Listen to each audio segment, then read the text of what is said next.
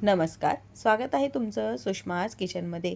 उन्हाळ्यामध्ये कच्च्या कैरीच्या बऱ्याचशा रेसिपी तयार केल्या जातात। कच्च्या कैरीचं पन्हं, कांदा कैरी चटणी, तसेच तक्कू, लोणचं अशा बऱ्याचशा रेसिपी तयार करतो। आज आपण कच्ची कैरी आणि ओल्या नारळाची चटणी तयार करणार आहोत। रेसिपी शेवटपर्यंत बघा। रेसिपीला लाईक करा, चॅनलला सबस्क्राईब करा आणि बेल नोटिफिकेशन पण ऑलवर प्रेस करा। आता आपण रेसिपीला सुरुवात करूया। ओलं नारळ आणि कैरीची आपण चटणी बनवतोय। त्यासाठी इथं मी कैरीची साल काढून कैरी चिरून घेतलेली आहे। तुम्हाला जर साल ठेवायची असेल तर तरी पण तुम्ही ठेवू शकता। साधारण छोटी कैरी आहे ही आपण चिरून घेतलेली। त्यामध्ये एक छोटा खोबऱ्याचा जो तुकडा असतो ओल्या तो मी कट करून टाकलेला आहे। कढीपत्त्याची काही पानं टाकून घ्यायची। हिरवी मिरची आवश्यकतेनुसार, तिखट जसं हवं तसं। 5 ते 6 लसूण पाकळ्या आणि थोडंसं आलं साल काढून घेतलेलं। थोडीशी कोथिंबीर स्वच्छ धुवून बारीक चिरलेली। भाजून घेतलेले जिरे टाकून घ्यायचे अर्धा चमचा। थोडीशी साखर किंवा मग गूळ,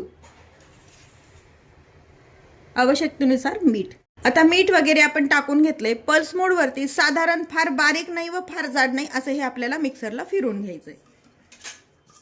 या पद्धतीने आपण हे जाडसर मिक्सरवरती काढून घेतले। जास्त बारीक काढूच नका, नाहीतर हे टेस्ट अशी छान लागते, दाताखाली थोडंसं खोबरं आणि कैरी आलेली। आता हे काढलेलं सर्व मिश्रण एका बाउलमध्ये काढून घ्यायचंय। पण काढून घेतली। थोडीशी बारीक चिरलेली कोथिंबीर वरतून टाकून घ्यायची यावरती। चटणीला तडका द्यायचा आहे, त्यासाठी इथं मी तेल गरम करून घेतले। त्यामध्ये मोहरी टाकून घ्यायची।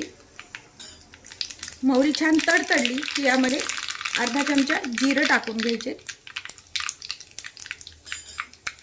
थोडेसे कढीपत्त्याची पानं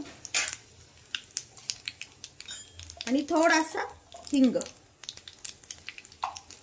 मी तडका छान तयार करून घ्यायचा आपला आणि चटणीवरती आपल्याला टाकून घ्यायचा आहे।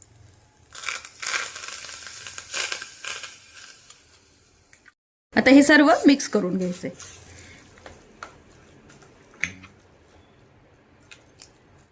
आपली ओलं नारळ आणि कैरीची चटणी तयार आहे। एका बाउलमध्ये काढून घ्यायची आणि तुम्ही फ्रीजमध्ये जर ठेवली तर 2 ते 3 दिवस ही पण चटणी छान टिकते। भाकरीसोबत, पोळीसोबत किंवा भातासोबत तोंडी लावायला पण अगदी छान लागते। रेसिपी कशी वाटली हे कमेंटमध्ये नक्की सांगा। व्हिडिओ आवडला तर व्हिडिओला लाईक करा। तसेच माझ्या चॅनलवर तुम्ही नवीन असाल तर चॅनलला सबस्क्राईब करायला विसरू नका। अशाच नवीन रेसिपीसोबत पुन्हा भेटूया। तोपर्यंत बाय बाय। व्हिडिओ पाहिल्याबद्दल धन्यवाद।